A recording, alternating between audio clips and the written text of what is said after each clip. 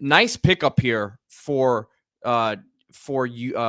UCF as Jaden Nixon comes over at the running back spot. Had a great season for Western Michigan, started his career at Oklahoma State, and was a guy who was in the mix for Oklahoma State, but was never the featured back.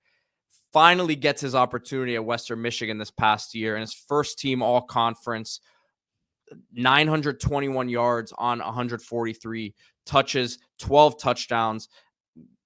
A guy who's a weapon in the passing game as well.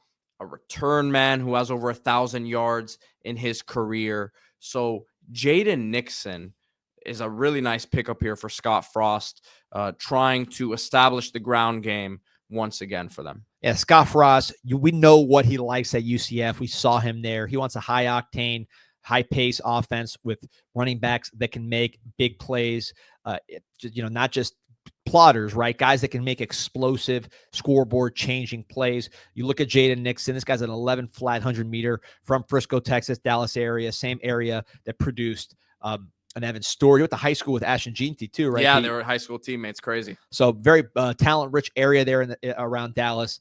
I watched this guy return a kick against Baylor. He's got speed, long speed that translates to the Power 4 level, to the Big 12 level. So he's not just like a Western Michigan guy. You mentioned, he originally was at Oklahoma State, has success there. So this is a Big 12 caliber player. Helps you as a return man as well. UCF with Gus Malzahn, different kind of running game than what Scott Frost brought to the table, but a very good running team, top 10 in yards per carry, top 10 in average. How are they going to move forward? Top 10 in overall average. When you look at this team going forward, the quarterback was such a hot potato this year. Dylan Rizek, a guy from South Florida, a guy I've been watching since he was early on in his high school career, a guy with a lot of production at the high school level from a young age. He had a nice freshman year. How's he going to fit into this offense? You want to help him have success. He needs to have guys he can hand off to that can make big plays. You lose RJ Harvey to the pros. I think a guy like this, who has been productive both as a returner and as a running back, who has legitimate top-end speed, who's familiar with the Big 12 and can make plays at that level.